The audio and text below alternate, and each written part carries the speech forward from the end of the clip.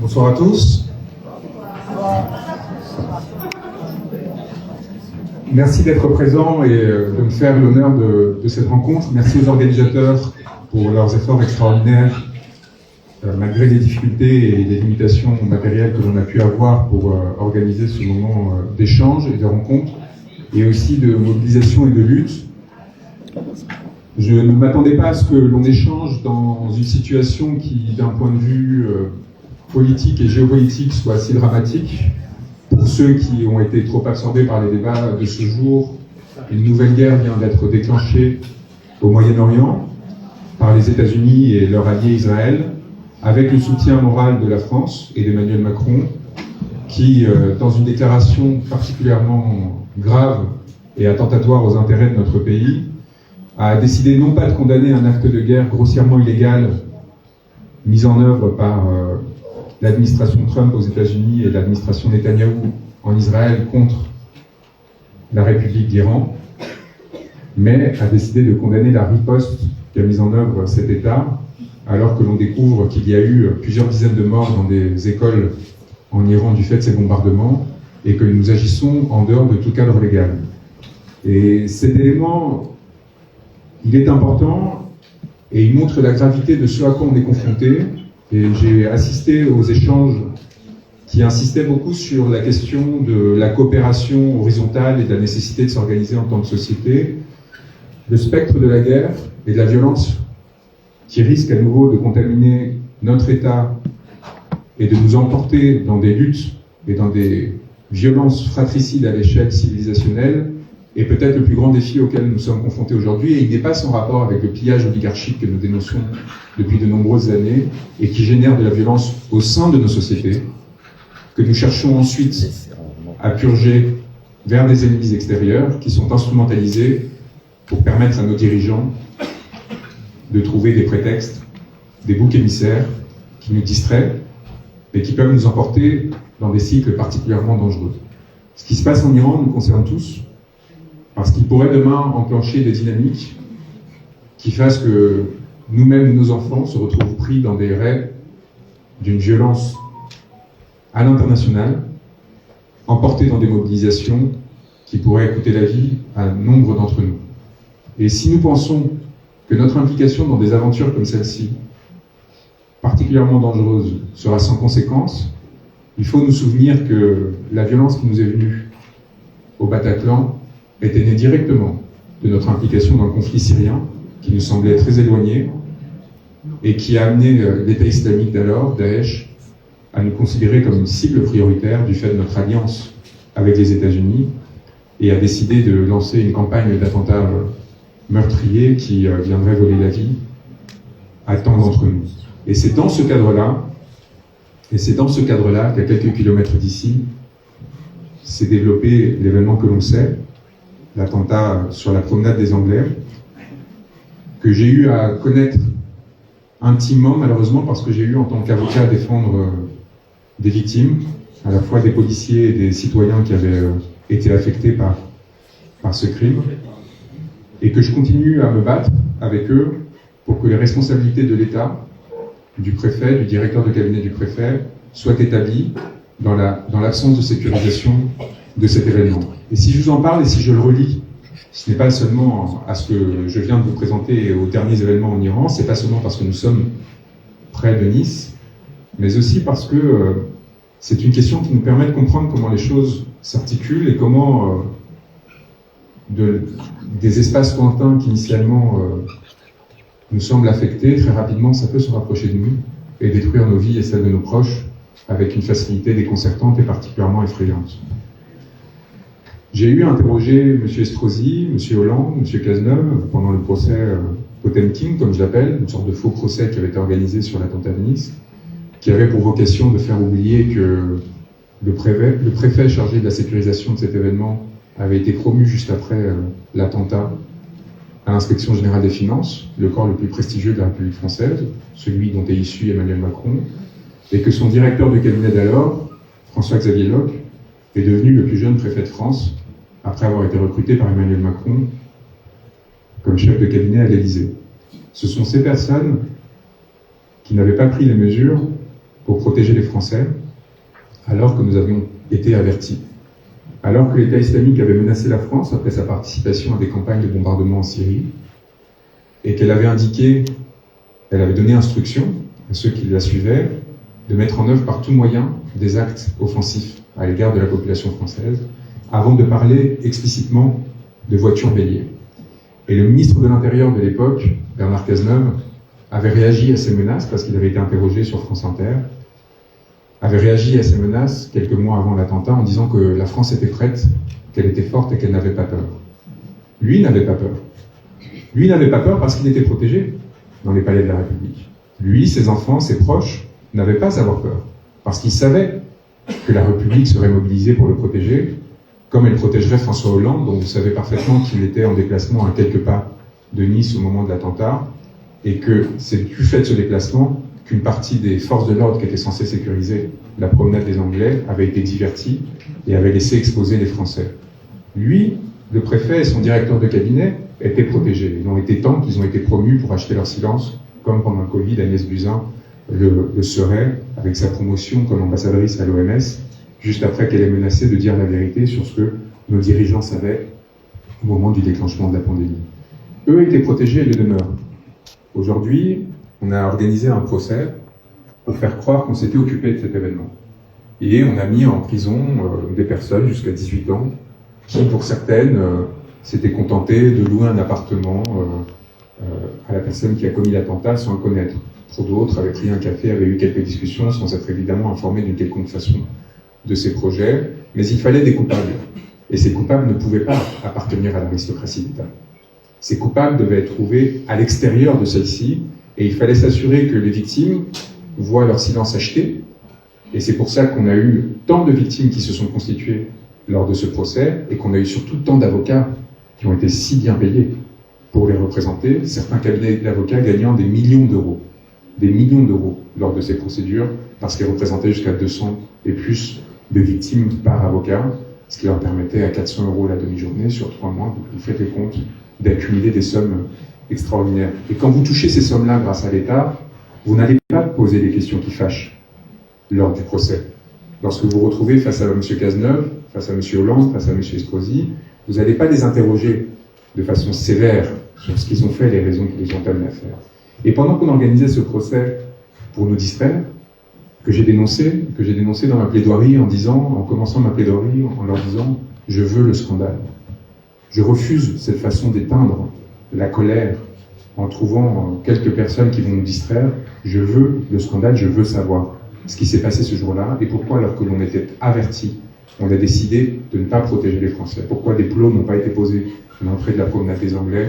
Pourquoi est-ce qu'il n'y avait pas assez d'effectifs? Pourquoi est-ce que cette personne, alors qu'elle s'était vue filmer et vidéosurveiller en faisant des repérages plusieurs fois sur la promenade des Anglais, n'a pas fait l'objet d'une action préventive ou du moins d'une surveillance? Pourquoi, alors qu'il était poursuivi pour avoir violé de façon répétée sa femme en introduisant, et je suis désolé pour les plus jeunes, des bâtons de bois dans son sexe de façon répétée, que celle-ci avait porté plainte, personne n'était allé les poursuivre et qu'il n'avait bénéficié que d'une sorte de rappel à la loi, comme si de rien n'était, alors qu'il était acquis et que l'institution judiciaire était informée qu'il s'agissait d'un psychopathe dangereux, tant dans l'intimité qu'à l'extérieur. Ces questions, on les a posées pendant ce procès, et grâce à l'action de certaines consoeurs, notamment Virginie Leroy à Nice, une procédure avait été ouverte sur les responsabilités de l'État. 9 ans plus tard, il n'y a toujours pas une mise en examen. 9 ans plus tard, le préfet et le directeur de cabinet qui, hasard des choses, sont représentés par le même avocat, mais bien sûr ne se coordonnent pas et n'essaient pas de fabriquer des versions qui permettent d'éviter leur responsabilité, surtout de protéger M. Cazeneuve, n'ont été placés que sous le statut de témoin assisté, c'est-à-dire qu'il serait impossible en l'état de tenir un procès contre eux. Ce système d'impunité qui les amène à utiliser nos moyens, les moyens de l'État, pour engager la responsabilité de la France à l'étranger, pour lui fabriquer des ennemis, pour complaire, en l'occurrence à Barack Obama, à tel dirigeant avec lequel on essaye toujours de se mettre bien. Vous vous souvenez, ce même Barack Obama qui a soutenu Emmanuel Macron lors des élections de 2017 puis de 2022, en faisant une vidéo pour vous convaincre qu'il était l'avenir de la nation et le phare de nos civilisations.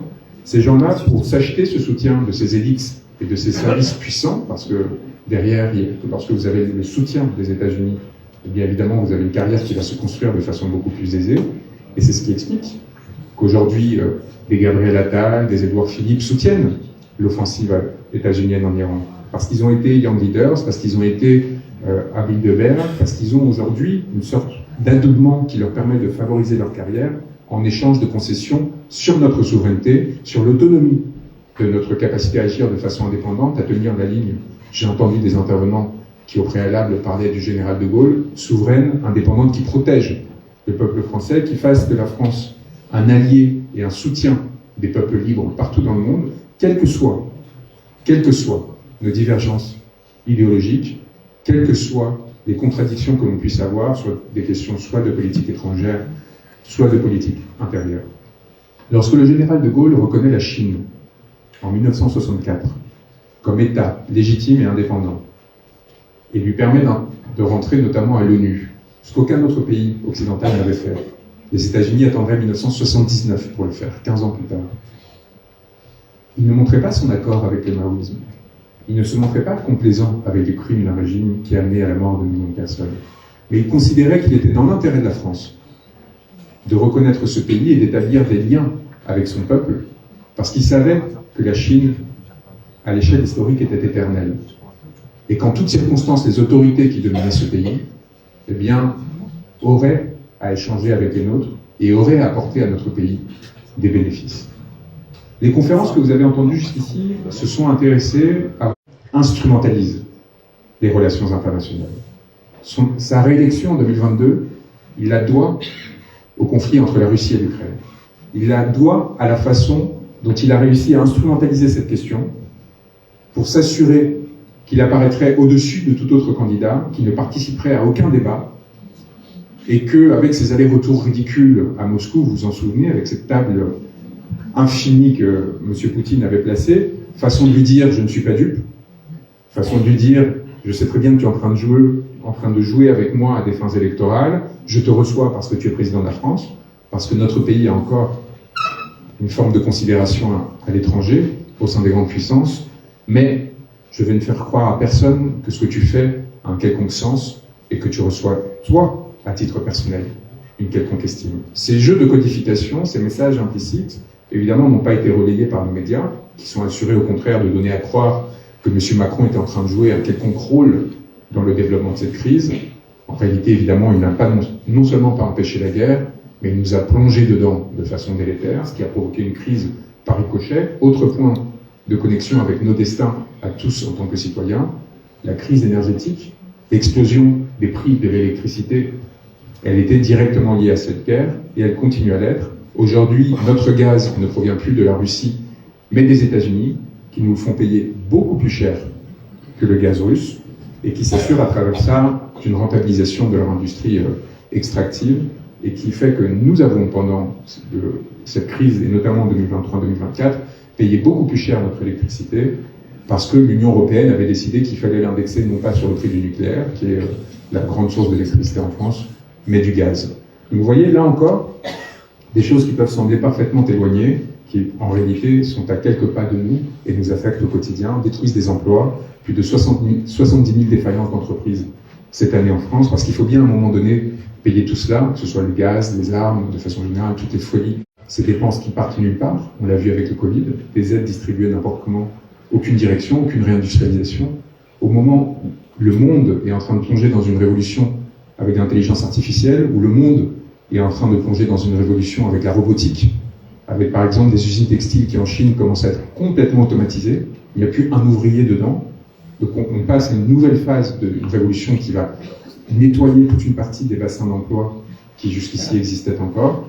Eh bien nous avons juste décidé de distribuer de l'argent de façon aveugle, pour continuer à consommer pendant ce moment de difficulté, mais sans à aucun moment se dire on va en profiter, ces centaines de milliards d'euros, pour reconstruire un appareil industriel, pour privilégier tel ou tel investissement, qui fasse que certes, ça va être peut-être un peu plus dur sur le moment, mais sur 5 ou 10 ans, on va redevenir la puissance que l'on a été hier. Tout cela, Emmanuel Macron n'en a rien à faire. Évidemment, les ministres qui s'est choisis ne sont même pas au courant ou conscients des décisions qu'ils prennent. Je ne sais pas si Bruno Le Maire, dont vous savez qui n'étaient même pas capables de savoir ce qu'était une hectare. Je ne sais pas si vous, si jamais l'un d'entre vous avait été à la place du président de la République, ayant vu cette vidéo, vous seriez dit, je vais nommer le ministre de l'économie. Enfin, oui, a priori, c'est qu'il y avait d'autres intérêts derrière. En l'occurrence, Bruno Le Maire, c'est un peu pour l'anecdote, mais ça vous permet de comprendre à quel point tout cela est médiocre.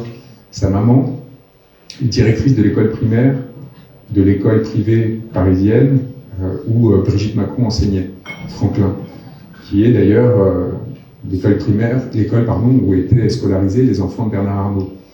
Brigitte Macron a été la prof des enfants de Bernard Arnault. C'est comme ça qu'ils se sont rencontrés avec Emmanuel Macron, que M. Arnault, puis après M. Niel, ont commencé à soutenir sa carrière et en faire leur candidat pour continuer à développer leur fortune, qui en 10 ans est passée pour M. Arnault de 50 milliards à 250 milliards. Alors on va vous dire que ça ruisselle, moi j'ai du mal à voir où ou comment. Mais en tout cas, vous voyez comment ces liens du petit Paris, anecdotiques, vous amènent à mettre un illettré scientifique, pardonnez-moi, hein, il a d'autres qualités, il écrit des très beaux romans apparemment, à la tête et à des fonctions qui en réalité sont fondamentales, parce que quand vous avez un président dont on peut discuter de la qualité intellectuelle et morale comme M. Macron, le gouvernement est clé pour faire contrepoids. Un ministre de l'économie en France, c'est pas rien. Il est le chef de son administration. L'administration à Bercy, ce n'est pas n'importe quoi. Le Trésor, ce n'est pas n'importe quoi. Ce sont des gens extraordinairement compétents, en général très arrogants, très suffisants, mais qui du coup sont en capacité de faire contrepoids au délire d'un dirigeant. Là, M. Macron s'est entouré de personnes dont il s'assurait qu'à aucun moment il ne lui opposerait résistance. Et donc on a commencé à construire une débâcle qui s'est progressivement installée à partir de ces éléments. Donc on a une situation où, du microcosme, de la petite école privée parisienne jusqu'à les grands événements russes, un continuum commence à se dessiner. Or, nous sommes dans un moment de saturation dans le rapport à l'information.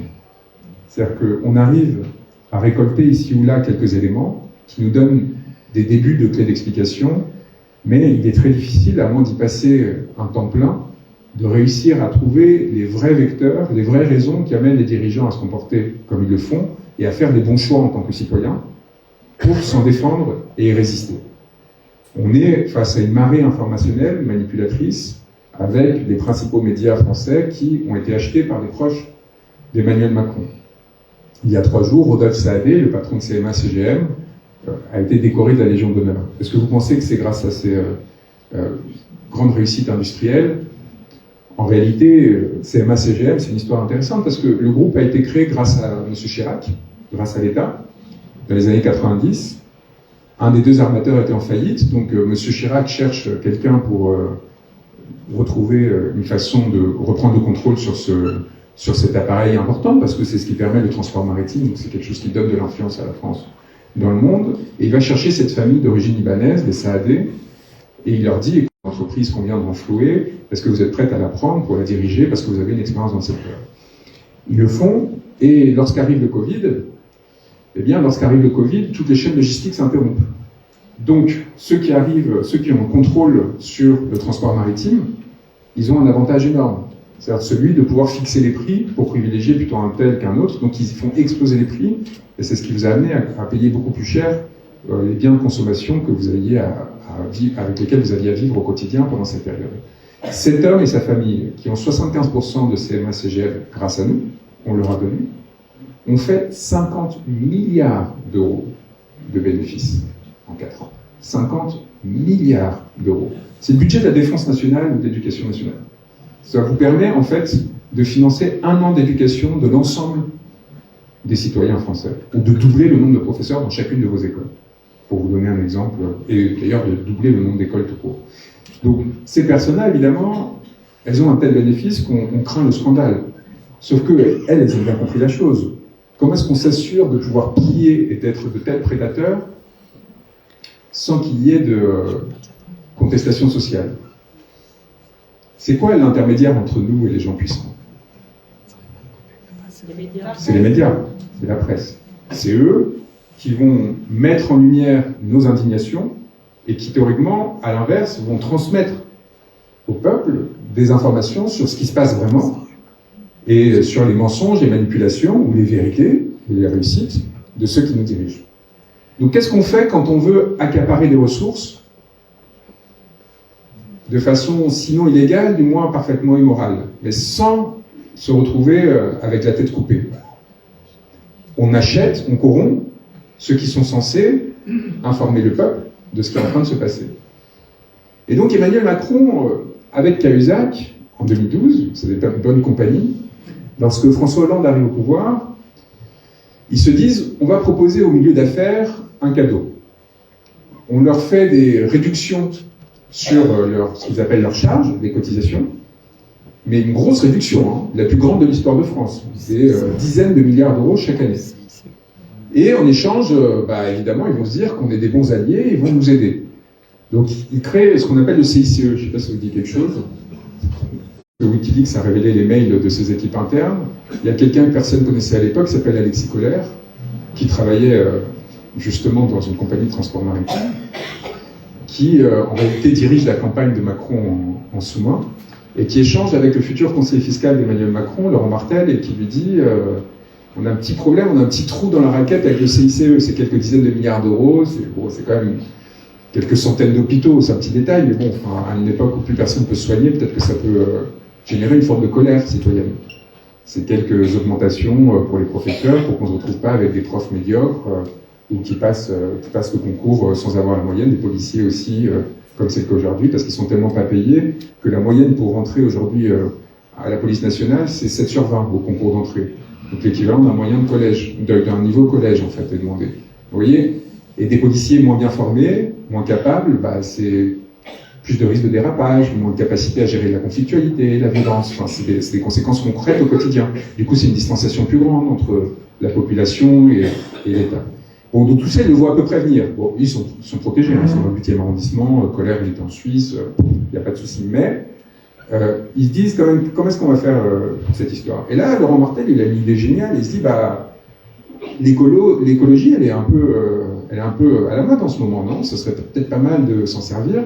Et si on crée une taxe carbone, et on leur dit que c'est pour financer l'écologie, mais en fait, on va l'utiliser pour remplir le trou du CICE.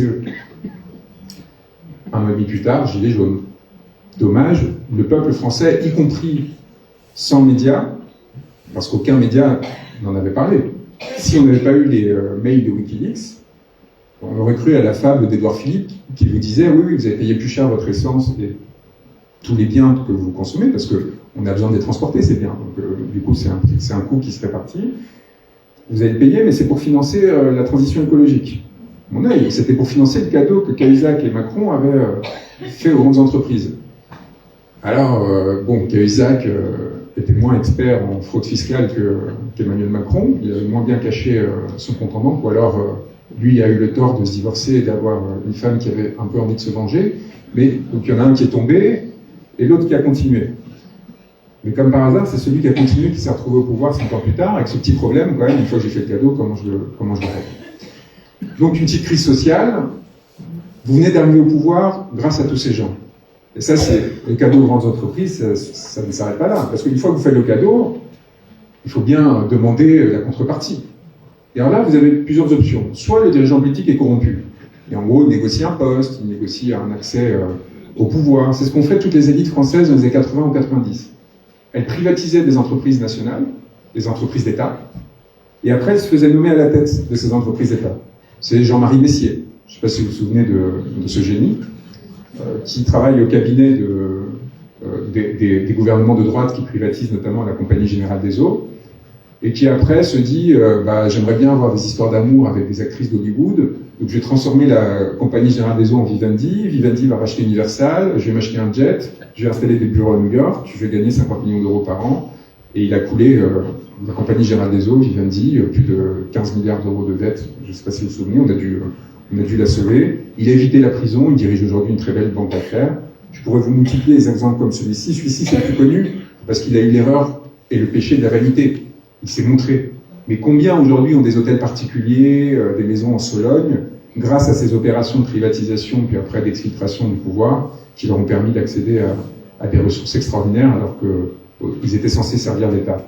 Emmanuel Macron, c'est à peu près pareil, sauf qu'il n'y avait plus grand-chose à privatiser quand il est arrivé au pouvoir. Donc ce qu'il a décidé, c'est de se faire recruter par Rothschild en échange évidemment de l'accès à son carnet d'adresse qu'il avait eu à travers la commission interne.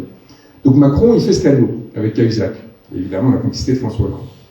Et à un moment donné, il dit, maintenant il va falloir me récompenser. Moi aussi j'ai envie d'avoir une petite carrière, mais moi c'est pas l'argent, je l'ai déjà gagné grâce à Rothschild. Je me suis déjà corrompu. Maintenant la question c'est comment est-ce que, il y a une ambition un peu plus haute, comment est-ce que vous allez me promouvoir en tant que figure politique. Et alors là, à un moment donné, il y a quelqu'un qui vient l'arranger. Celui qui vient l'arranger, c'est un certain Patrick Drahi, qui est celui qui a créé toutes ces chaînes, là, I24, tout ça, qui font la propagande d'Israël à Gaza, et qui vient le voir en disant, écoute, j'ai 20 milliards de dettes déjà, mais j'ai une banque, Goldman Sachs, qui est prête à me suivre et qui peut monter jusqu'à 50 milliards de dettes. Une personne, hein, je ne parle pas d'une entreprise. Un individu s'est retrouvé en France avec 50 milliards d'euros de dettes. Donc le budget de la défense nationale, encore une fois. Vous voyez, juste lui, personnellement. Et donc, je suis prêt à racheter SFR. Il arrive comme ça, mais j'ai besoin d'autorisation d'État pour racheter SFR, parce que c'est un marché régulé. Et donc Macron et Hollande, on l'avait révélé dans Crépuscule et ça a été confirmé depuis, lui disent, ouais, pourquoi pas. Alors ils savent très bien que s'il lui file SFR contre de la dette, contre un investissement, c'est pas de l'argent qu'il a en propre, comment est-ce qu'il va rembourser les intérêts, M. Draghi, de ces milliards d'euros? Il va devoir réduire les coûts et faire plus de bénéfices. Et comment est-ce qu'on réduit les coûts et qu'on fait des bénéfices? On licencie des gens. Donc ils savent très bien où on va. On licencie des gens, on réduit la qualité du réseau, on investit moins pour que chacun ait la 4G et ainsi de suite. Et donc, mais ils lui disent, ok banco, mais une condition. La condition, c'est pas tu vas pas licencier, non. La condition, c'est que tu vas racheter BFM. Et aussi l'Express, et aussi l'IB, tant qu'à faire, ok? Parce que Alain Veil, il a plus beaucoup d'argent, parce que plus personne ne regarde sa chaîne parce qu'on en a marre de la propagande. Mais tu vas y mettre plein d'argent, ça va être de plus en plus spectaculaire, tu vas avoir de belles lumières de studio qui vont faire que les gens, quand bien même ils détestent le contenu, vont s'accrocher au spectacle. Vous voyez, ils vont accepter de laisser le spectacle les traverser, quand bien même ils détestent tous ceux qui sont en train de voir. Et Drahi dit banco. Donc j'ai le droit de racheter SFR, c'est bon? D'accord, je vous rachète BFM et tout ça. Et il nomme à la tête de BFM et tout ça un des meilleurs copains d'Emmanuel Macron, un ancien banquier d'affaires qui n'a jamais fait de presse de sa vie, Bernard Morad, qui est mort entre-temps, paix à son âme, et qui va mettre les rédactions de BFM, Express et autres au service d'Emmanuel Macron. Et donc ils vont faire sa campagne de façon massive, ça va être un des points d'appui d'Emmanuel Macron pour son élection en 2017. Et donc, une fois que Patrick Drahi, il faut qu'il rembourse à son tour sa dette, c'est 50 milliards d'euros, c'est quand même un peu difficile, et qu'en réalité, BFM et tout ça, ça fait perdre beaucoup d'argent. Parce que les gens regardent de moins en moins, parce qu'ils en ont marre d'avoir de la propagande tous les jours, parce qu'en fait, ça vous coûte en tant que média d'être corrompu. Parce que les gens s'en rendent compte à un moment. Ils s'en sont rendus compte au moment des Gilets jaunes. Je tiens à vous rappeler quand même qu'ils ont viré, pardonnez-moi, c'est un peu vulgaire, le directeur de BFM à l'époque des Gilets jaunes, parce qu'ils trouvaient qu'il était trop en appui des Gilets jaunes. Je veux dire, on est sur une défaillance cognitive majeure, et ils ont nommé le très brillant Marc-Olivier Fogiel à la place de son directeur, qui évidemment avait une grande expérience dans la direction de médias, pour s'assurer que la chose soit corrigée. C'est Brigitte Macron qui était à la manœuvre avec la très fameuse Mimi Marchand. Et donc on se retrouve dans une situation à un moment, Patrick, il doit rembourser Goldman Sachs. Et Goldman Sachs, ils n'ont pas prêté à taux zéro, si je bien. Et donc Patrick, il en a un peu marre. Il n'y arrive plus trop, il a beau être polytechnicien, avoir escroqué tout le monde toute sa vie, avoir réussi à atteindre 50 milliards d'euros de dette. À un moment donné, il veut passer à autre chose. Et donc il va voir Macron, il lui dit, moi je peux plus, donc il faut que tu me trouves une solution, parce que sinon, BFM va commencer à gambader dans les prêts, et moi je peux garantir rien. Et donc Manu, il a compris le truc, vous voyez, et il voit qu'il y a un Rodolphe Saadé, là, qui a gagné beaucoup d'argent, et qui pourrait très facilement devenir le bouc émissaire en pleine crise sociale d'un peuple qui demande des têtes. Qui commence à dire, attendez, vous êtes en train de nous écraser, déjà vous nous avez confinés, maintenant vous nous faites payer une fortune tous nos biens de consommation les plus basiques, qui est le responsable? Et alors Macron, il a un petit problème parce qu'il a peur que ça vienne à lui, donc c'est pour ça qu'il crée le pass sanitaire. Le pass sanitaire, c'est les clivages de la société. Vous vous souvenez, jusqu'au pass sanitaire, on était plutôt en colère contre nos dirigeants. À partir du pass sanitaire, on commence à être en colère les uns contre les autres. Et ça, c'est parfait pour le pouvoir. Et si j'ai pris une position extraordinairement dure contre la France Insoumise ces derniers jours sur l'affaire Quentin Laurent, c'est parce qu'ils ont reproduit exactement la même chose. Validation de la violence horizontale, confrontation entre les populations, alors qu'en réalité, c'est là-haut qu'il faut aller chercher en toutes circonstances, quels que soient nos désaccords, nos oppositions, voire les violentes oppositions qu'on peut avoir idéologiquement à l'horizontale. Jamais une force politique qui légitime la violence entre citoyens ne méritera de gouverner ce pays. Donc on se retrouve dans cette situation où, après tous ces clivages, ça commence quand même à poser problème. Et donc Macron va voir Saadé lui dire l'argent, et donc Saadé rachète BFM et surpaye BFM une fortune, plus d'1 milliard, alors que l'entreprise perd de l'argent, et permet à l'appareil de propagande de continuer à servir Emmanuel Macron. Et en retour, il est tranquille, personne ne va aller chercher ces milliards, on ne lui fait pas une taxe sur ces milliards. À quoi sert 50 milliards d'euros entre les mains d'une famille? On ne se rend pas vraiment compte du fait qu'on est tous, chacun d'entre nous, y compris le plus pauvre ici, beaucoup plus proche d'un millionnaire qu'un millionnaire ne l'est d'un milliardaire. Il faut quand même avoir à l'esprit, en termes d'échelle, la folie que représente le fait d'avoir 1 milliard, et je ne parle pas de plusieurs milliards. Alors, accumuler en 4 ans 50 milliards d'euros, c'est au-delà de toute raison. Et le plus logique aurait été évidemment que l'État récupère une grande partie de cette somme pour pouvoir l'investir, soit dans des services publics, soit pour renforcer ses ports, notamment pour contrôler les stupéfiants, pour essayer d'éviter cette orgie de drogue qui rentre dans le pays en permanence parce qu'on a des douanes qui ont été complètement détruites grâce aux réformes successives de nos dirigeants, et ainsi de suite. Donc, ils font leur petite messe entre eux, et résultat, il y a 3 jours à l'Élysée, qui a reçu la Légion d'honneur, M. Saadé. Et M. Macron l'a loué de telle sorte qu'il a dit que M. Saadé avait un empire sur lequel le soleil ne se couchait jamais. Tel Charles Quint à l'époque. Vous voyez, on est dans ces gloires. Et vous imaginez la fatuité de ces gens, de leur petit palais, là, qui sont en train de squatter, comme l'avait dit Emmanuel Macron, on a réussi notre cambriolage quand il était élu, il en a conscience quand même. Ils sont là entre eux, il y avait Bernard Arnault, il y avait Xavier Niel, et ils sont convaincus d'être des seigneurs intouchables, et en réalité le reste les indicèles. Et donc la question c'est comment est-ce qu'on rentre en rupture entre ces êtres-là pour en réalité pacifier nos rapports à toutes les échelles, locales, nationales et internationales. Parce que la corruption génère de la violence. Parce que la corruption génère de la frustration. On fait tous des efforts pour se comporter dignement, pour contribuer à la société à notre juste mesure.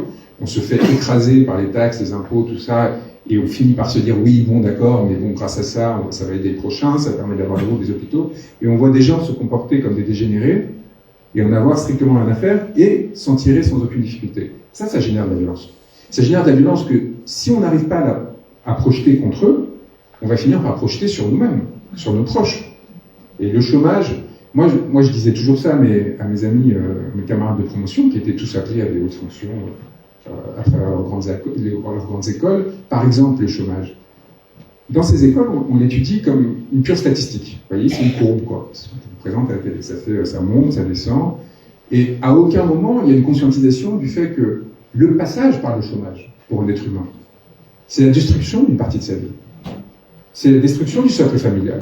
Et c'est la génération de violences qui peuvent être, soit encore une fois, projetées vers l'extérieur, soit vis-à-vis du voisin, vis-à-vis de la femme ou de l'homme, vis-à-vis de l'enfant, avec une destruction du tissu social qui parfois est irrémédiable. C'est pas parce qu'on retrouve un emploi, si on y arrive quelques années plus tard ou quelques mois plus tard, qu'on y arrive comme on en était sorti. On y arrive avec cette violence qu'on a subie et avec cette incapacité à un moment donné à redevenir cet être humain qui était capable d'aimer, de désirer, comme c'était le cas auparavant. Et donc, on est face à une déshumanisation du rapport aux politiques chez ces êtres, contre laquelle il faut qu'on se batte. Donc, le mouvement qu'on a créé, c'est aussi simple que ça, c'est un mouvement pour la paix. Et en fait, c'est un mouvement qui cherche à articuler la paix à toutes les échelles. L'ensemble du territoire de ce mouvement populaire, horizontal, auto-organisé, aurait continué à servir de coup de pression, de moyen de pression, sur eux, et aurait continué à permettre que c'est au prétexte de cet incendie de Notre-Dame qu'Emmanuel Macron a renoncé à un discours qui était censé répondre aux attentes des Gilets jaunes. À ce moment-là encore, ce soir-là, devait intervenir un discours d'Emmanuel Macron. Donc, nous étions à ce moment-là encore en capacité de faire pression sur le pouvoir, de telle façon qu'il se sentait obligé d'organiser des allocutions avec des propositions et des mesures pour répondre à nos demandes. Donc, ce qu'on a créé avec les ruches, c'est d'abord un peu une mimétique de ce système horizontal.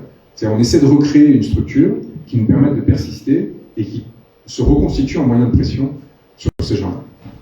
Le deuxième objectif, c'est de se préparer à une révolution. C'est que la prochaine fois où on sera aux portes de l'Élysée, on rentrera.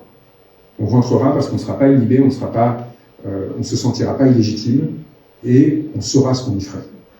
Et donc on a construit un projet, un socle commun qui prend appui sur les propositions qui sont nées des Gilets jaunes puis des mouvements successifs, pour voir ce qui pouvait faire consensus au sein de la société française. Le référendum d'initiative citoyenne, par exemple, les mandats impératifs et révocatoires, un référendum sur la sortie de l'Union européenne, de l'euro et de l'OTAN, une proposition faite aux Français, à eux ensuite d'en discuter, le fait de rendre les médias au peuple. Qu'on ait à nouveau des journalistes qui viennent du peuple, qui s'intéressent au peuple et qui n'instrumentalisent pas la moindre question à chaque fois pour essayer de nous manipuler, de nous mettre les uns contre les autres. Des choses très simples. Vous voyez, donc on est certain que comme les Gilets jaunes au début de ce mouvement, 80% des citoyens seront prêts à y acquiescer. Ça, c'est notre base de départ. Et ensuite, il faut se préparer à deux choses. La prise de pouvoir et l'exercice du pouvoir. On n'est pas là pour rigoler. On n'est pas là pour venir vous tenir un discours qui vous soulagera, vous sortirez de là en vous disant on avait bien raison, c'est vraiment des mauvaises personnes là-haut. Et voilà. Non, non. On est là pour s'organiser de façon à les sortir de là où ils sont. Et ça va demander beaucoup de discipline, beaucoup d'efforts et beaucoup de loyauté entre nous.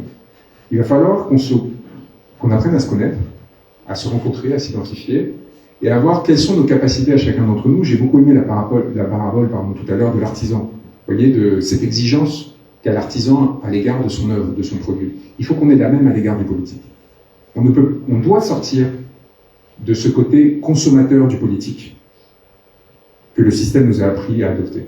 Vous voyez, on doit cesser d'attendre qu'il y ait une figure, un mouvement, qui vienne nous donner les meilleures réponses, et nous, on se contente depuis notre canapé de choisir entre la meilleure. Si on veut sincèrement être à la hauteur de nos aspirations, de nos désirs de changement radicaux, il faut qu'on soit en capacité demain de l'imposer. Et c'est pas en espérant que des gens vont prendre un risque de reprendre les Champs-Élysées, de se retrouver face à tel gouvernement, d'ouvrir Open Week tel porte-parole et de le mettre face à ses contradictions, que l'on va produire quelque chose. Donc il faut que chacun d'entre nous prenne conscience de sa responsabilité historique, et ensuite que nous, en tant que mouvement, on soit en capacité de lui donner des moyens, des instruments pour provoquer cette bascule.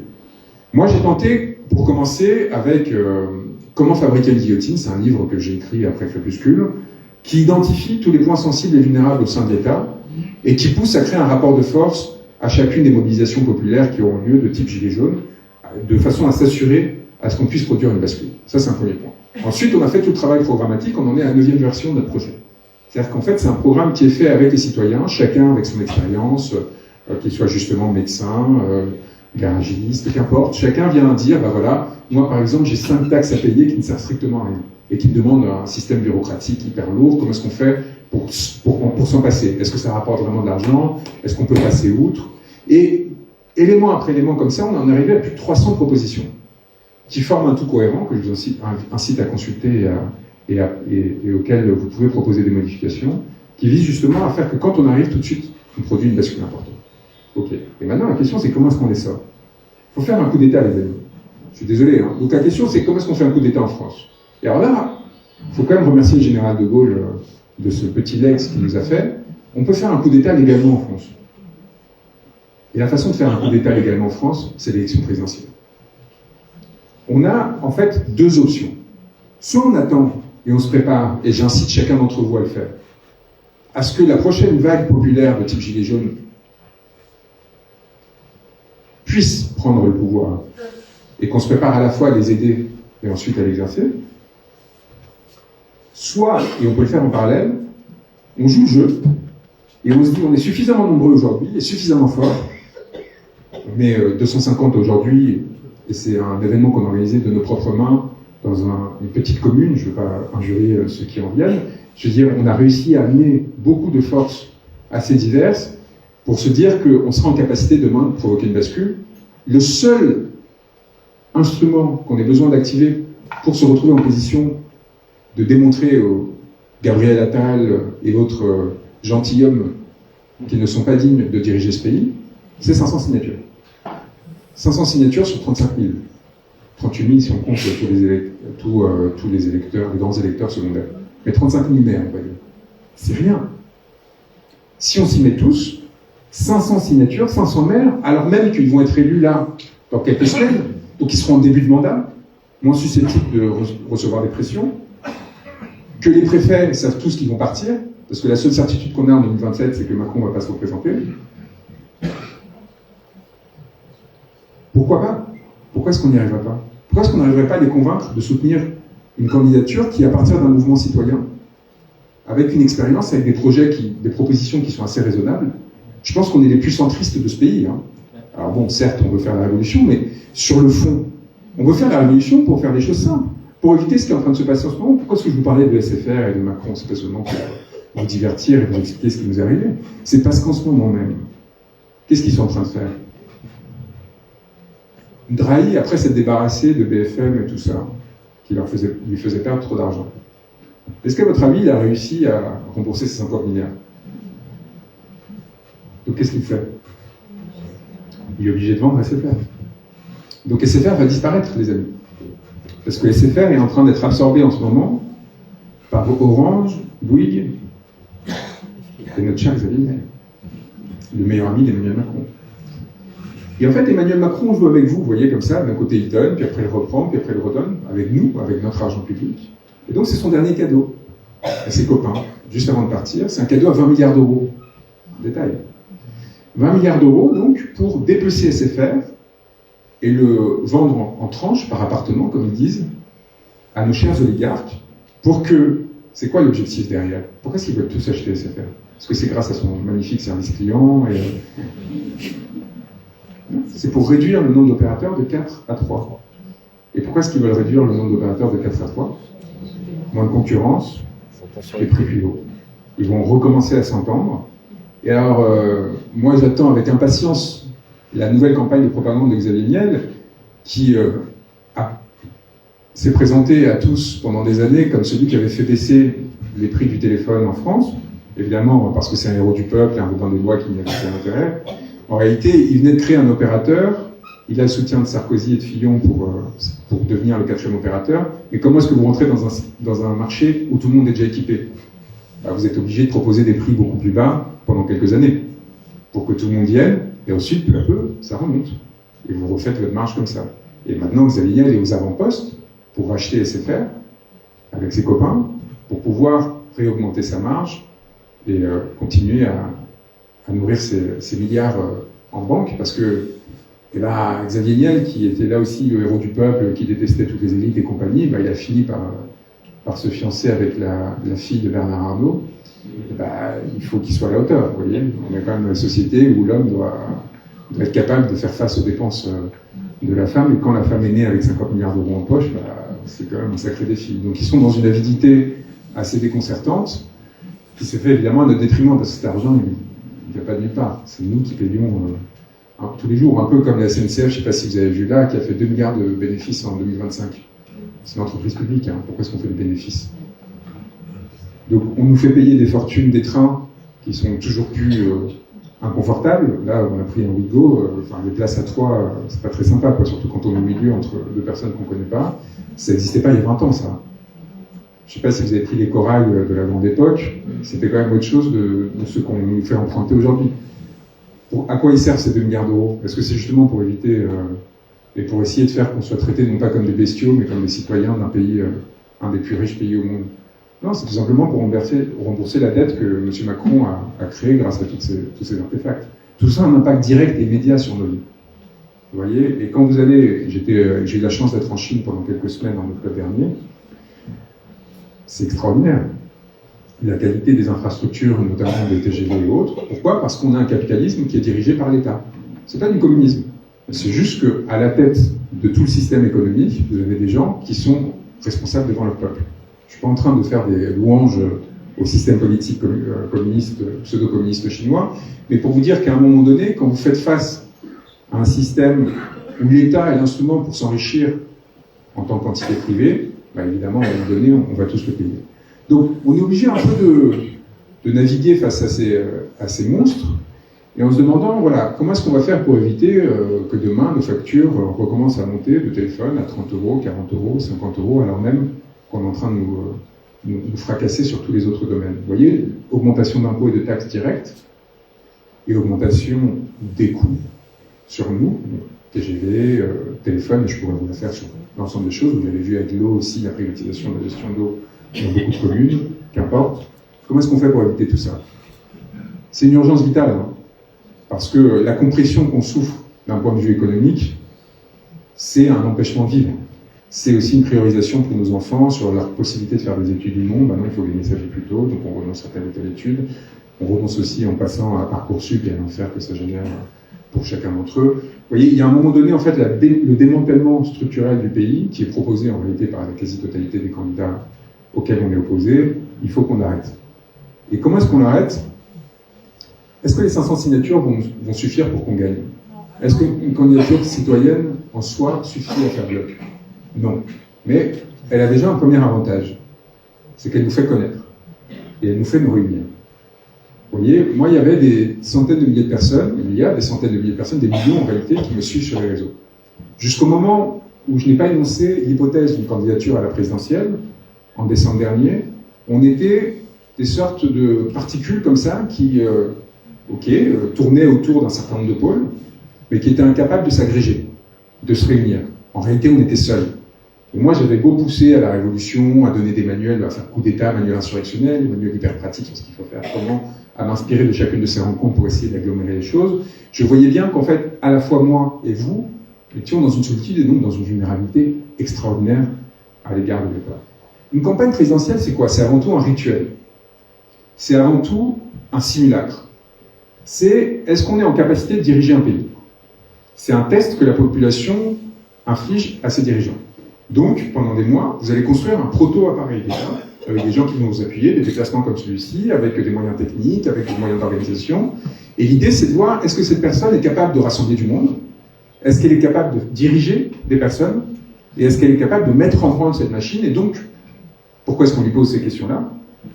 Pour savoir s'il sera demain capable de diriger un État. Et donc, on teste, au-delà de l'apparence des idées, des contradictions, des débats, notre objectif, c'est, reprenons aussi l'idée des débats.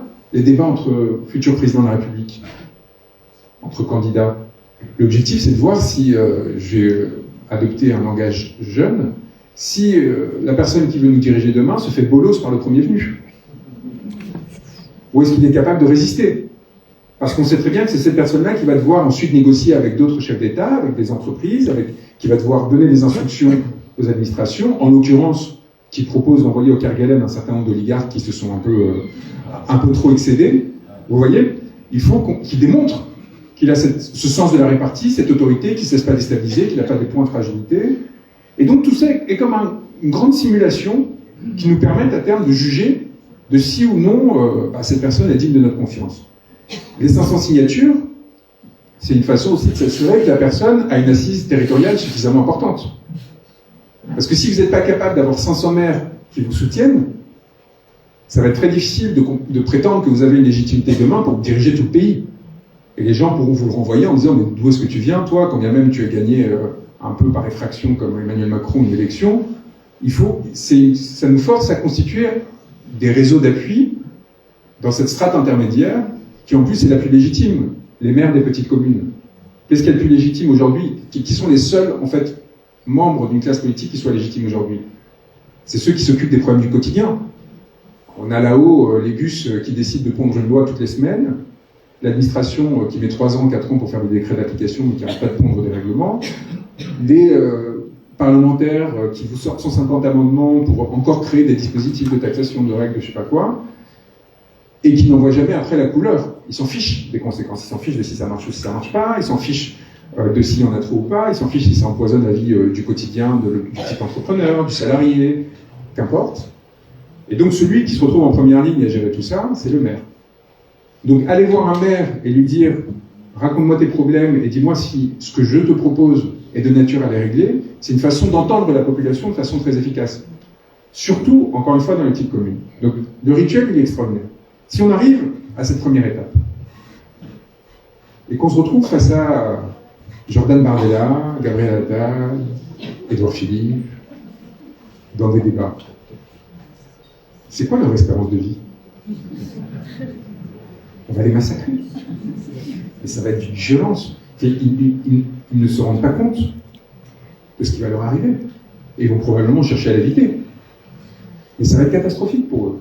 Parce qu'on va les dévoiler. On va les exposer à nu face à des millions de citoyens. Vous savez qui avait fait ça une seule fois? Quelqu'un avec qui je m'entends très bien et qui justement avait lu Crépuscule et qui m'avait promis qu'il allait le faire. C'est Jean Lassalle.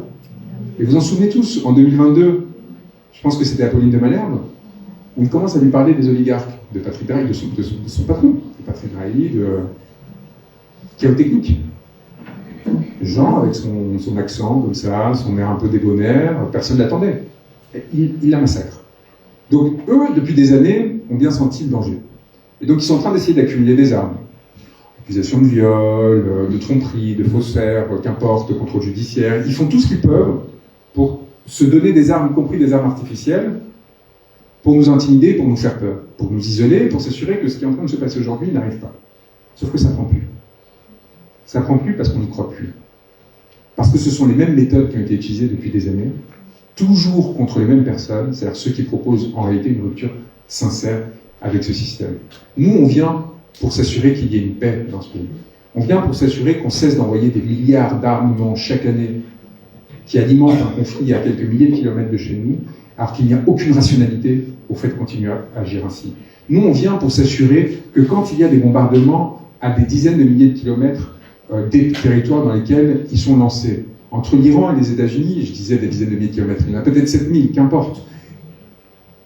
Donald Trump, on est réduit à dire que peut-être un jour, l'Iran aura des vecteurs balistiques qui pourraient toucher les États-Unis, pour essayer de convaincre sa population qu'il est légitime de s'attaquer encore à un pays qui en réalité ne le menaçait en rien. Nous, on vient pour que la France se resingularise, pour qu'elle cesse de se soumettre à ces dynamiques-là. Nous, on vient pour proposer de sortir d'une Union européenne qui fait que chaque crise à laquelle on est confronté, on met des années à la résoudre. Parce qu'il faut d'abord convaincre la Commission européenne. Parce qu'il faut ensuite convaincre 27 chefs d'État, lors de réunions interminables, que sur ce point, il faudrait aller dans ce sens ou dans tel autre. Parce qu'il faut entre-temps s'être fait élire. Parce qu'il faut entre-temps se faire élire au niveau du Parlement européen, essayer de constituer des majorités. Et entre-temps, vous arrivez avec toute la force d'une présidentielle, vous voyez, tout un peuple qui se réunit pour vous dire « on te donne cette force, s'il te plaît, sors-nous de cette situation-là. Allons dans ce sens, renonce au Mercosur, bats-toi contre les accords de libre-échange qui ont lieu maintenant avec l'Inde et d'autres. Essaye d'éviter qu'on se retrouve impliqué dans une troisième guerre mondiale. » Et vous êtes président de la République, maintenant il faut que vous alliez faire toc-toc à Bruxelles auprès de Mme von der Leyen que personne n'a élue. Il faut que vous alliez convaincre 700 députés européens qui ont été élus dans des élections où il y a des pourcentages d'abstention massifs, par des pays, par des populations qui n'ont voté qu'à partir de leur situation nationale, pas du tout à l'échelle européenne, que vous convainquiez tous ces parlementaires qu'il faut s'aligner avec vous, donc là vous avez déjà perdu 1 an, 2 ans, puis après que vous alliez voir vos chefs d'État qui ont des familles idéologiques complètement contradictoires. L'Estonien, il n'a pas la même appréciation du danger russe que le Portugais, ou même que le Français, vous imaginez bien. D'ailleurs, ça me fait penser à quelque chose. Il y a quelques semaines, il y a quelques jours, j'étais avec quelqu'un qui a l'état-major interarmé, un général. Et donc j'arrive et lui était curieux de savoir, mais M. Branco, qu'est-ce que vous proposez pour la France? Pourquoi voulez-vous vous présenter? Donc je lui dis, ben voilà, Union européenne, euro, parti de la paix, Russie. Et là il me dit, et j'essaie de lui expliquer pourquoi c'est important qu'on change par exemple sur la Russie. Parce que le vrai problème, c'est que tous ces gens-là, à force de se corrompre en permanence, ils n'ont pas le temps de penser, de s'enrichir, de lire. Vous savez, le général de Gaulle, à 18h, sa journée était finie. Après, il y avait peut-être des dîners d'État à 21h, 20h à nouveau, mais... Et il allait avec Bobonne, c'est comme ça qu'il l'appelait, et il se mettait, il lisait, il travaillait. Il passait des heures à travailler. Et s'il a réussi à comprendre ce qui se passait en 40, c'est parce que lui, contrairement à Pétain, qui allait faire la fête tous les soirs et qui était un coureur de jupons, eh bien, avait travaillé sur les défaillances de nos armées, sur ce qui se passait avec la mécanisation. Donc, ces gens-là, Macron, vous savez très bien comment il était élu. Quand il était ministre de l'économie, ça a été raconté, hein, c'est pas du complotisme. Il faisait 2 petits déjeuners, 2 déjeuners et 2 dîners. Avec notre argent d'ailleurs. Hein. Donc, il passait son temps à essayer de séduire des petits dirigeants de la classe économique pour qu'ils lui donnent de l'argent, pour qu'il soutienne sa campagne présidentielle. Donc le garçon, ça fait 20 ans qu'il fait ça en réalité. Donc il n'a pas le temps de construire une réflexion profonde sur une dynamique collective. Et donc par exemple sur la Russie, grâce à notre génie, on a aujourd'hui l'Allemagne qui annonce un budget militaire qui est le double du nôtre. Brillantissime, pour éviter un ennemi dont la dernière guerre à laquelle on a sérieusement eu une confrontation avec eux remonte, si on évite quelques temps de la Première Guerre mondiale, à la guerre de Crimée en 1850 et quelques, on est en train de réarmer notre rival systémique. Celui avec lequel systématiquement, c'est normal, on a des frontières avec lui, il y a eu des conflictualités qui ont pu donner naissance à des catastrophes extraordinaires. Et on est en train de les mettre dans une dynamique de militarisation, les Allemands peuvent être un peu rigides parfois, dont on imagine mal les conséquences avec les montées de partis nationalistes. Si tout cela se combine, on risque de se retrouver très rapidement dans une situation compliquée. Donc, premier petit détail qu'il avait oublié, auquel il avait oublié de réfléchir, un réarmement massif de notre voisin immédiat. Tout ça pour se protéger d'une menace lointaine. Okay. Deuxième détail, l'Ukraine devient un État garnison. Les Ukrainiens aujourd'hui, ils nous adorent. On leur envoie gratuitement des armes massives. Vous voyez, aujourd'hui, on surpaye les armes. Les États-Unis ont arrêté d'envoyer des armes. On achète des armes aux États-Unis pour les donner gratuitement à l'Ukraine. Moi, j'avais prévenu au tout début de la guerre, parce qu'on a l'expérience quand même de la guerre des Balkans, les AK-47 distribués dans les rues de Kiev, ça fait furieusement penser à ce qui s'est passé dans les Balkans. C'est celles qui sont encore aujourd'hui utilisées par tous les groupes narcos dans nos territoires. Hein. Donc les AK-47 qui ont circulé sur tout le territoire ukrainien et qui ont été distribués un peu à n'importe qui, je peux vous dire qu'on va les voir revenir. Hein. Et tous ces armements de plus en plus perfectionnés, tous ces drones, vous allez voir ce qui va se passer quand il va y avoir des jonctions entre groupes mafieux et groupes para-étatiques, paramilitaires, ou quand on va arrêter la guerre et que tous ces militaires qui ont été engagés en Ukraine vont devoir se reconvertir. Et là, on va leur demander, mais qu'est-ce que tu sais faire? Je sais opérer des drones, je sais tuer des gens. Bon, bah, écoute, moi tu m'intéresses, et je peux vous dire que ça ne va pas être pour des fins pacifiques. Donc, on a l'Ukraine qu'on réarme de façon massive, qui aujourd'hui est avec nous. Mais demain, c'est quand même un peu menaçant, non, d'avoir mis un peuple en armes, de l'avoir alimenté, de sorte qu'aujourd'hui, la guerre en Ukraine est devenue plus longue que la Seconde Guerre mondiale. Enfin, je veux dire, on se rend compte, vous voyez ce que ça veut dire pour une société de s'être habituée à la guerre pendant tant d'années, et qui va garder? Qu'est-ce qui nous dit que demain, il ne va pas y avoir des divergences stratégiques? Qu'est-ce qui nous dit qu'il ne va pas y avoir, dans les prochaines élections ukrainiennes, qu'est-ce qui nous dit que la Russie ne va pas finir par gagner cette guerre, et va du coup avoir un proxy, là pour le coup beaucoup plus proche de nous, avec le contrôle sur tous ces armements? Et comment est-ce que nos dirigeants politiques se sont mis dans cette bascule où on se retrouve tout d'un coup en train de nourrir la perspective d'une guerre au lieu d'essayer de la réduire? Et c'est quoi la France par rapport à la Russie? C'est qui l'Allemagne de la... Pardon, je vous ai donné la réponse en vous posant la question. C'est qui... Quelle est la crainte principale de la Russie? C'est l'Allemagne. C'est pas la France. Encore une fois, c'est pas parce qu'on est meilleur que les Allemands, c'est juste parce qu'il y a des effets de proximité, parce que vous avez juste la Pologne qui fait tampon entre les deux, parce que l'Allemagne a un intérêt concurrent vis-à-vis de l'Est de l'Europe avec la Russie. Les deux essayent de s'étendre, de créer ce qu'on appelle un hinterland, c'est-à-dire une capacité de pénétration de ces terres pour leur développement économique, industriel. Donc, naturellement, quel est l'État qui peut faire contrepoids et équilibrer dans ces rapports de puissance et s'assurer qu'ils ne deviennent pas tous psychotiques en se disant qu'ils vont s'envahir mutuellement? Eh bien, la France. La France fait contrepoids à l'Allemagne et constitue une alliance avec la Russie. Alliance ne veut pas dire qu'on est d'accord avec la Russie, qu'on est d'accord avec le fait qu'il y a eu une tentative de coup d'État et d'invasion de l'Ukraine qui s'est suivie. Alliance ne veut pas dire qu'on soit d'accord avec le fait d'empoisonner nos opposants politiques. Le général de Gaulle, quand il reconnaît la Chine, n'est pas d'accord avec le maoïsme. Il ne veut pas instaurer le maoïsme en France. D'ailleurs, c'est les maoïstes qui vont provoquer son départ avec mai 68. Il veut juste, à un moment donné, équilibrer, à l'époque, ses rapports avec la Russie. Il dit que si la France s'allie, ou en tout cas reconnaît la Chine, la Russie va se retrouver dans un entre-deux qui va la rendre moins obsessionnelle à l'égard de l'Europe de l'Ouest et va réduire la menace parce que ce ne sera plus juste une confrontation entre les États-Unis et l'Europe de l'Ouest d'un côté et la Russie, mais la Russie devra regarder des deux côtés en même temps. C'est des choses simples, vous voyez. Est-ce qu'on en entend parler à la télévision? Est-ce qu'on entend parler, nos dirigeants, de ces questions qui sont en plus des questions dont on peut tous débattre et dont on s'élèverait tous intellectuellement à réfléchir de cette façon? Est-ce que sur LCI, sur BFM, mais même sur CNews, on a ces échanges? Non, on a des pseudo-techniciens des militaires, des sous-colonels, des gens de la réserve et compagnie, qui nous expliquaient que Zaporizhzhia va être prise, qu'on va grignoter je sais pas combien de kilomètres, et que du coup, la Russie va s'effondrer de demain. Est-ce qu'on aurait réellement un intérêt à l'effondrement de la Russie? Ou même au régime de Vladimir Poutine? Si on réfléchit d'un point de vue émotionnel, on peut dire oui, ils ont causé plein de morts, c'est des barbares, mais si on réfléchit d'un point de vue structurel, déjà, on a besoin d'une Russie qui tienne.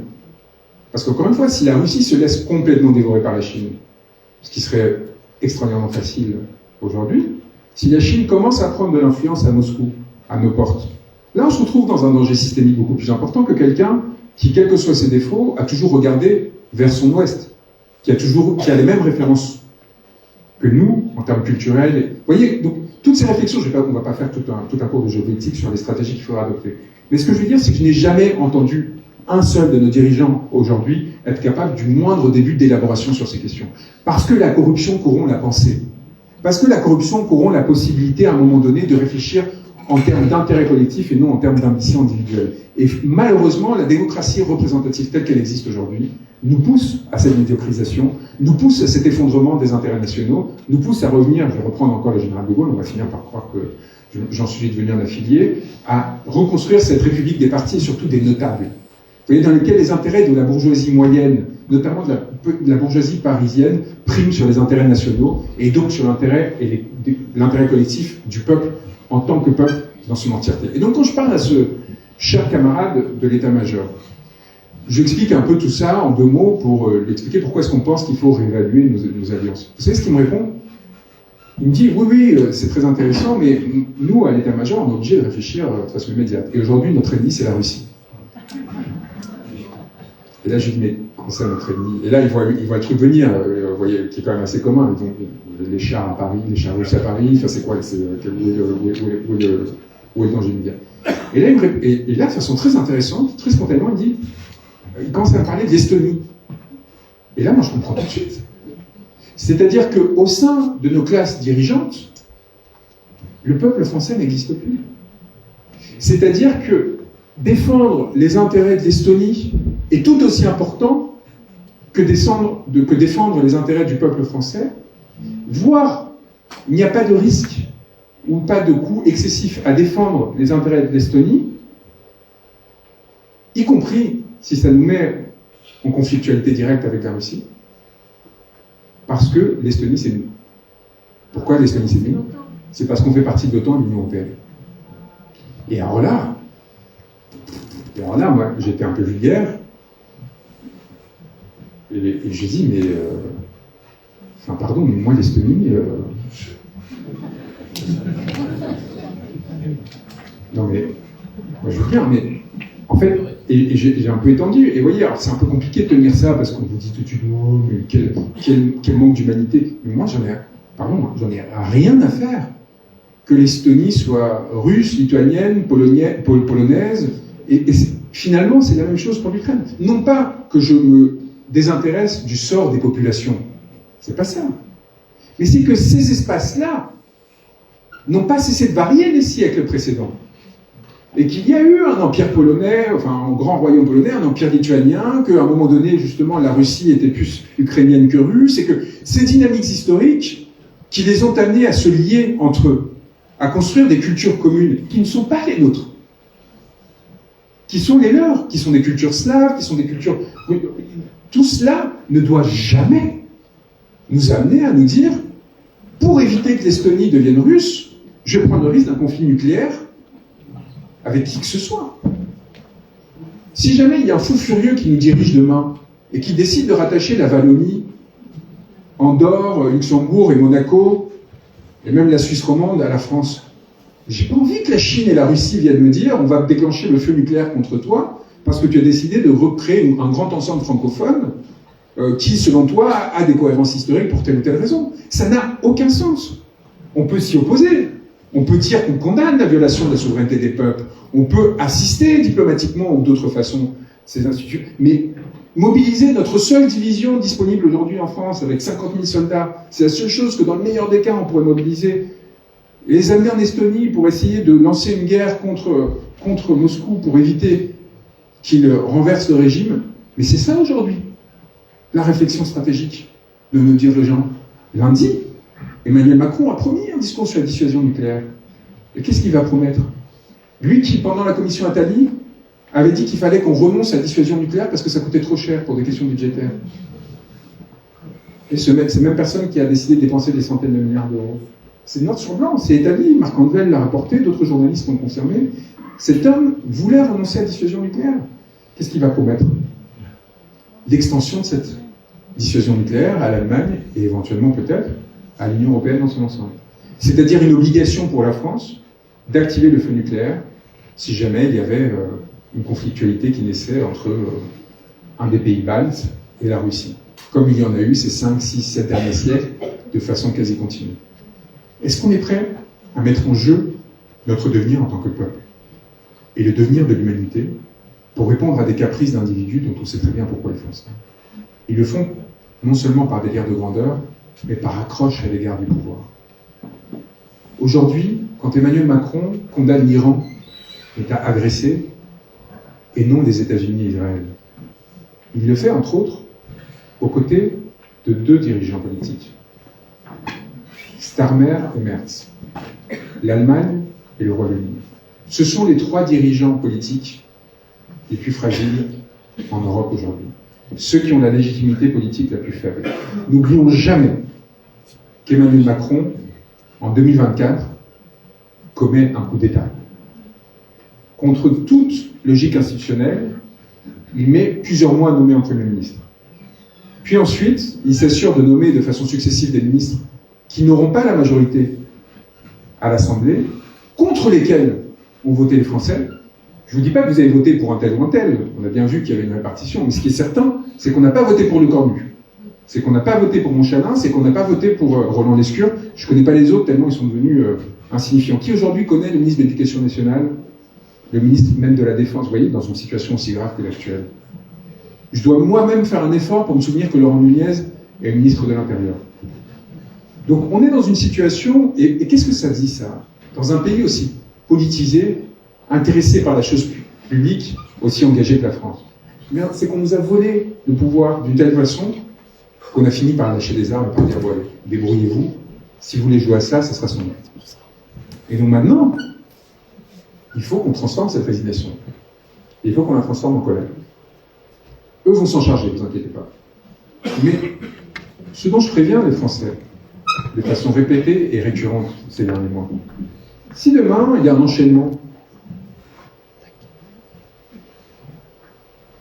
est-ce qu'on sera capable de résister à la conscription? Si jamais l'histoire s'accélère, eux s'y préparent. Vous ne le savez probablement pas, mais vous en souvenez peut-être de ce garçon à la casquette un peu trop grande et aux ambitions frustrées, Didier Lallemand. Ça vous dit quelque chose? Vous savez, c'est le grand courageux qui, du fait de son obédience franc-maçonne, malgré son absence de diplôme et de qualité, réussit à se faire propulser par un réseau d'intérêts successifs jusqu'à la préfecture de la Gironde. Et à Bordeaux, massacre les Gilets jaunes. Et quand le préfet de Paris refuse d'obéir aux ordres illégaux d'Emmanuel Macron et d'Édouard Philippe pour les écraser, il se fait sortir et qu'il nomme l'homme à la casquette trop grande. Est-ce que vous avez des grands complexes parce que vous êtes intellectuellement pas très élaboré, parce que vous êtes un peu maigrichon, parce que vous voyez cumulativement, bien, vous avez envie de vous venger. L'amertume, la volonté de... Et donc vous êtes prêt à beaucoup de compromis, voire de compromissions. Et donc ce genre de camarade est nommé à cette place par ces grands pervers qui nous dirigent, en sachant parfaitement qu'il va surperformer. Lui, il ne va pas retenir. Lui, il va pousser. Donc ce Didier Lallemand, il fait son travail avec une efficacité extraordinaire, il nous écrase sur tous les mouvements sociaux qu'on a essayé de mettre en œuvre, le convoi des libertés, personnellement le Gilets jaunes.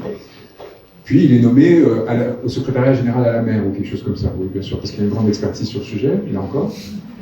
Mais là, est-ce que vous savez ce qu'il fait depuis 2 mois? On vous en parle pas, hein.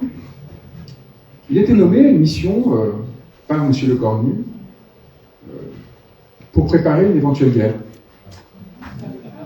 Et pour s'assurer de la coordination interministérielle dans l'hypothèse d'une prochaine guerre. C'est lui, on a mis entre les mains, on a mis entre les mains du préfet de police le plus fou, et visiblement, enfin, vous voyez, physiquement marqué par sa folie du pays, la préparation à donc d'éventuelles conscriptions dans le cas où il y aurait une dérive, un dérapage, et Dieu sait si l'histoire en produit régulièrement. On a tous appris à l'école comment la Première Guerre mondiale était intervenue. Il suffit d'un fond en Serbie pour que tout d'un coup un pays entier, un continent entier s'embrase et des millions de personnes voient leur vie voler. Donc il ne faut pas prendre à la légère ces éléments. Et quelles sont les armes qu'on a aujourd'hui en tant que peuple? Et je dis les armes au sens large du terme, y compris en termes d'organisation sociale. Lequel d'entre nous est prêt aujourd'hui à activer, ne serait-ce qu'une résistance civile, un réseau de coordination qui dise « nous ne nous rendrons pas au bureau où on est convoqué pour… Est-ce que vous pensez qu'avec 50 000 soldats mobilisables aujourd'hui, on va faire la guerre à la Russie? Ça va être amusant. Moi, je veux bien qu'on essaye, hein, mais j'aimerais pas faire partie des 50 000 qui sont envoyés. Moi, si j'ai deux, j'y partirais pas. Hein. Vu l'état de nos armées, y compris en termes de matériel, et vu la maîtrise extraordinairement fine que tant les Russes que les Ukrainiens ont acquis en termes de drones, donc de capacité à nous tuer sans même avoir à se mettre en première ligne, moi, j'irai pas. Est-ce que vous pensez que ces 50 000, parce que là aussi, ils sont vraiment brillants, ces gens-là. Donc, vous avez vu quelle est la position d'Emmanuel Macron aujourd'hui. Pourquoi est-ce que la guerre se prolonge aujourd'hui en Ukraine? C'est pas seulement parce que les Russes n'ont plus aucun intérêt à faire la paix. Facteur principal, mais facteur secondaire.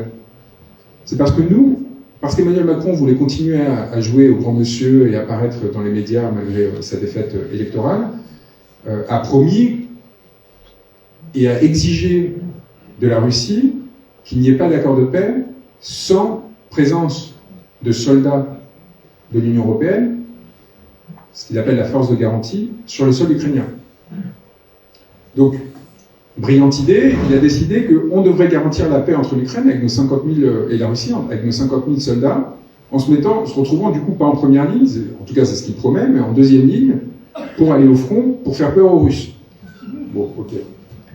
Mais très bien, mais du coup, quand mon copain de l'état-major me permet de comprendre quelle est la logique actuelle dans les armées et qui me dit qu'en fait leur logique actuelle c'est l'ouverture d'un deuxième conflit, l'Estonie, avec la Finlande, qu'importe.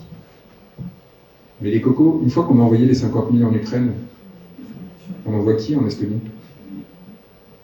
Et donc vous pensez qu'on va être capable de tenir deux fronts en même temps, même avec l'aide des Anglais, des Allemands, enfin qui vous voulez, hein, enfin, on se met tous ensemble. Et c'est-à-dire qu'à un moment donné, vous vous retrouvez dans l'impossibilité de respecter vos propres promesses. Si on se prépositionne en Ukraine pour garantir un cessez-le-feu ou un accord de paix, les Russes vont immédiatement savoir qu'on ne pourra pas faire en Estonie. Donc quelle meilleure façon que d'ouvrir la voie aux Russes pour aller chercher les Estoniens ou les Finlandais? Si tant est que c'était vraiment notre ambition d'éviter cette conflictualité, non pas au contraire de la nourrir. Et donc, je ne sais pas si quelqu'un a prévenu notre brillant président de la République, mais la réalité est que la France aujourd'hui n'a plus aucun intérêt à la paix à cause des conditions qu'elle a elle-même fixées pour la paix. Parce que dès le moment qu'elle se retrouve avec ses forces fixées en Ukraine, eh bien, elle ouvre la porte à la catastrophe et à son engagement dans une guerre qu'elle ne pourra pas tenir. À moins de mettre en œuvre une conscription. Mais est-ce que vous pensez que si jamais il y a vraiment une guerre entre la France et la Russie, le reste du monde va regarder sans bouger? Tout s'ouvre. Et alors là, bon courage pour jouer avec les lignes logistiques des Chinois, parce qu'on rigole des Chinois qui n'ont jamais participé à une guerre et quoi que ce soit. Oh, mais peut-être que les Américains, les Anglais, les Français, tout le monde ensemble va pouvoir fracasser leur première ligne. Mais est-ce que nous, on a des logisticiens qui sont capables de réapprovisionner des armées? Est-ce qu'on a développé ces systèmes-là? Est-ce qu'on a des industries? On est passé sous le 10% de part industrielle au sein du PIB. On est passé de 20% à 10% en 20 ans. Qu'est-ce qu'on fabrique? Comment est-ce qu'on fabrique nos armements? Comment est-ce qu'on reconvertit des usines qui étaient faites pour... Vous voyez, c'est quand bien même on rentrerait dans cette dynamique-là. Donc non seulement on est contre la guerre parce que la guerre c'est pas bien, mais on est contre la guerre parce qu'on va disparaître en tant que peuple si on rentre dans cette dynamique-là. Or aujourd'hui, ce sont ces enjeux auxquels on est confronté.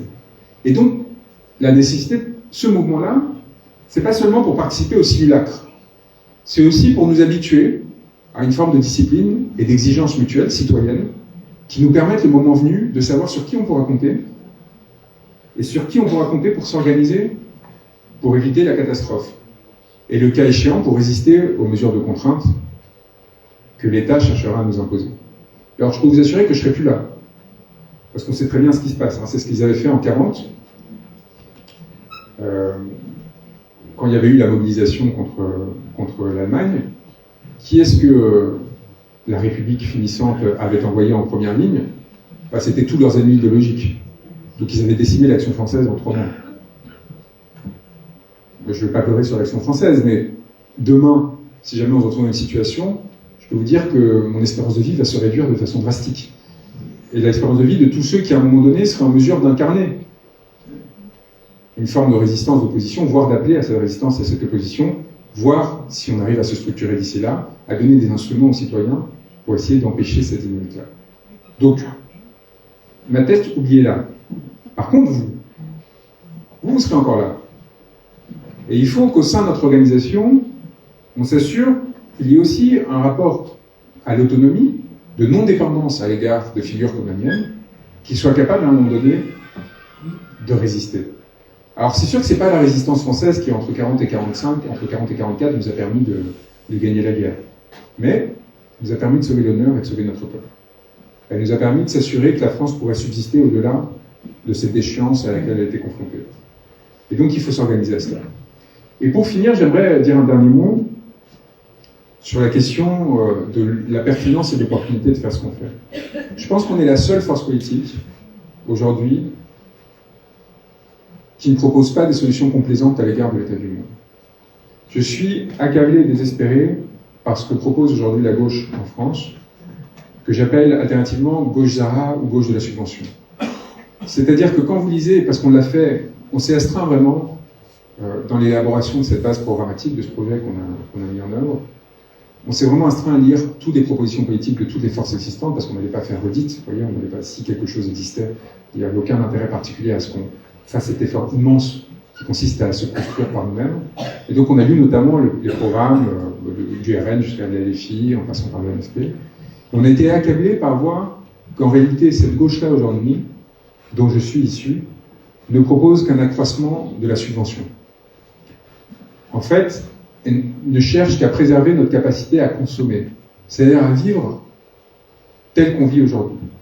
Quand je les appelle gauche Zara, c'est parce que je me dis que la seule conséquence pratique de la mise en œuvre de leur programme, ce serait d'accroître de façon massive la dépense du peuple français pour nous permettre de nous accrocher encore, je parle de Zara, mais on pourrait parler de Primark, de Chine, à notre capacité à consommer encore un peu, malgré la souffrance croissante, sans rien changer sur ce qui nous amène à être dans cette fragilité, dans cette vulnérabilité. Or, si on ne réindustrialise pas le pays, si on ne ramène pas une partie de notre production, notamment textile et autres, on va continuer à s'appauvrir. On va continuer d'une part à s'appuyer sur des esclaves dans le sud-est asiatique qui vont nous en vouloir un jour. Je ne suis pas sûr que ces gens aient envie de s'allier à nous si jamais on rentre dans une perspective de Troisième Guerre mondiale.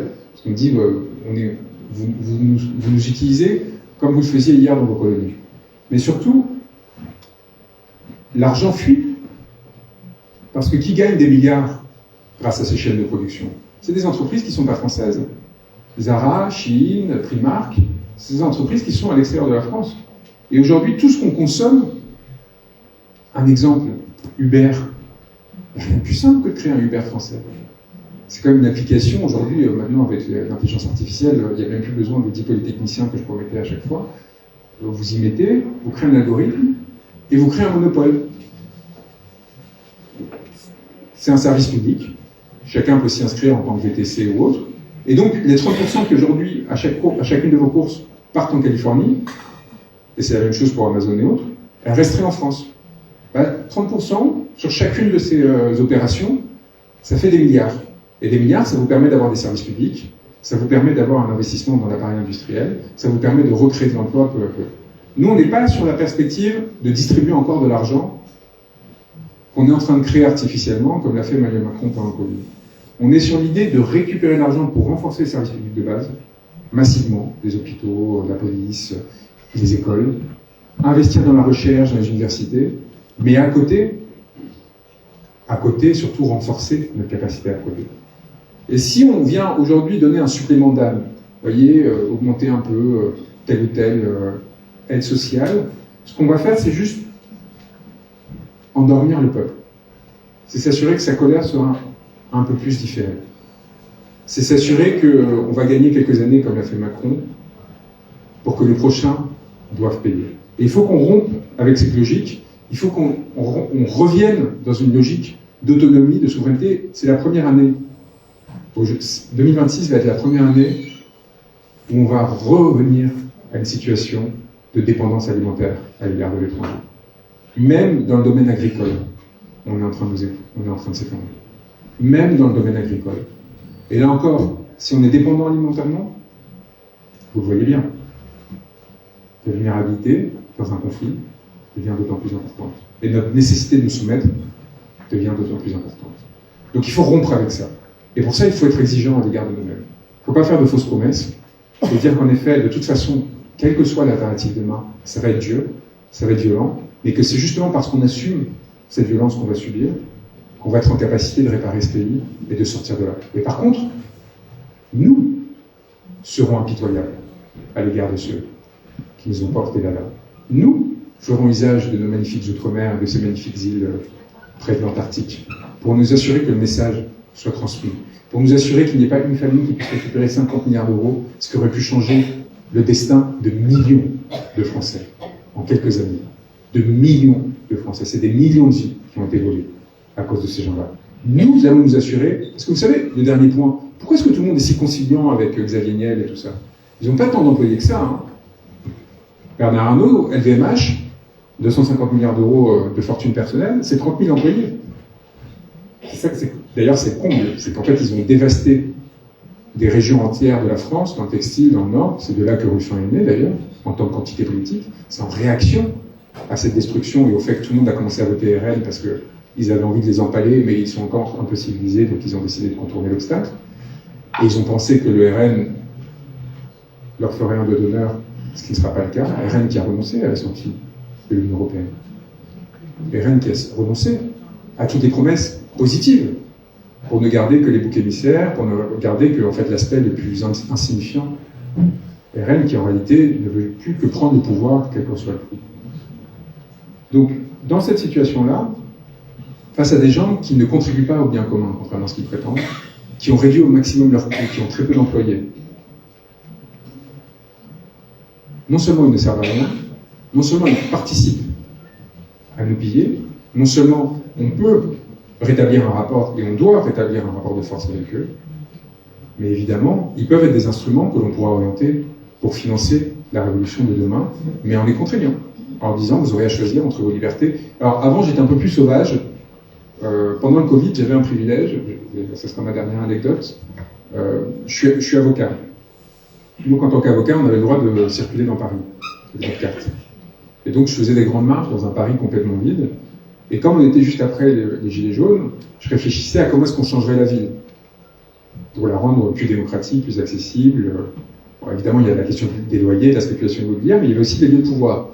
Et je me suis dit, un des petits problèmes, c'est un détail, hein, mais ça n'en est pas vraiment un, c'est que quand on devient ministre, on a son hôtel particulier. Vous voyez, on vous file tel ou tel hôtel particulier, financé au nom de la princesse. La République avait réquisitionné, au moment de la Révolution française, des hôtels particuliers d'aristocrates pour s'imposer à eux. Ils sont censés appartenir au peuple. Sauf que quand vous arrivez comme ministre, bah, vous faites comme Macron. Vous faites des déjeuners, des dîners, Vous vous souvenez quand Zoé Sagan, pour ceux qui suivaient, racontait les fêtes orgiaques qu'organisait Gabriel Attal dans le jardin de Matignon, tout le monde se disait mais c'est quoi ce complotiste encore qui raconte n'importe quoi.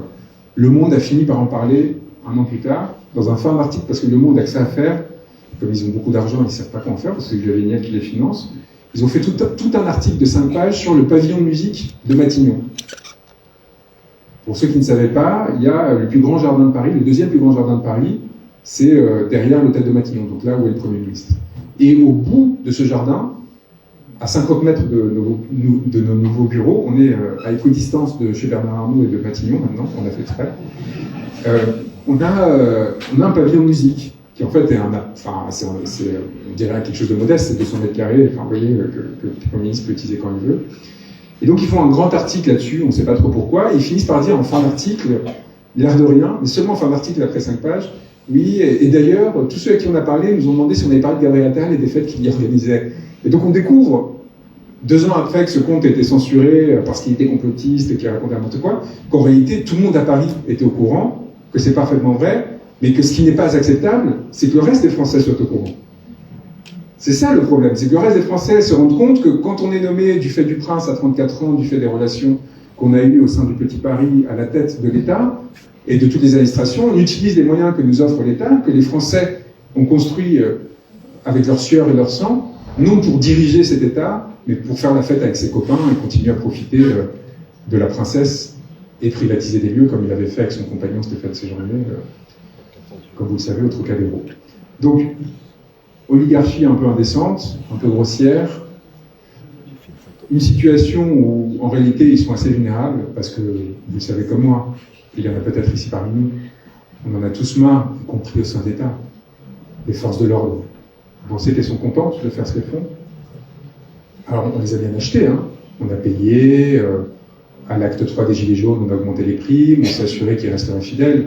Mais à un moment donné, si on arrive à apporter une alternative suffisamment crédible, suffisamment séduisante, suffisamment raisonnable, qui consiste à déporter la violence là-haut, et puis la distribuer entre nous, eh bien, il y a l'espoir. Il y a l'espoir que les digues cèdent, et que cette fois, nous ayons le courage et la décence de ne pas rater cette opportunité historique, de rentrer dans ces palais qui nous appartiennent, et de les rendre à un peuple qui, retrouvant sa souveraineté, retrouvera aussi sa dignité. C'est pour ça que je vous remercie d'être là, d'avoir conscience, je vous demande d'avoir conscience à chacun d'entre vous du rôle historique que vous pouvez jouer, et du rôle et de l'effet que chaque petit geste que vous mettrez en œuvre. Il y a quelques mois, la mode était au tag Branco 2027. Non pas pour servir une ambition personnelle, mais justement comme un doigt d'honneur fait à tous ces gens-là. Cette façon, vous voyez, de faire un pas de côté, à côté, non pas avec des affiches traditionnelles et quoi que ce soit, leur dire on va utiliser cette candidature comme un instrument pour vous faire peur, pour vous dire qu'on est encore éveillé, et qu'on a des moyens aujourd'hui de vous défier et de vous mettre en difficulté. Si vous me portez en position de délibérer avec eux, de planter mes yeux dans les leurs, de leur rappeler leurs méfaits, leur indécence, leur inconséquence, et les risques graves qu'ils font porter à notre peuple, à la fois collectivement et à chacun d'entre nous, je peux vous assurer qu'on ne vous décevra pas, et je peux vous assurer qu'on les fracassera. Merci à tous d'avoir été là. Et n'hésitez pas maintenant, si vous avez des questions, pour qu'on échange sur ce sujet.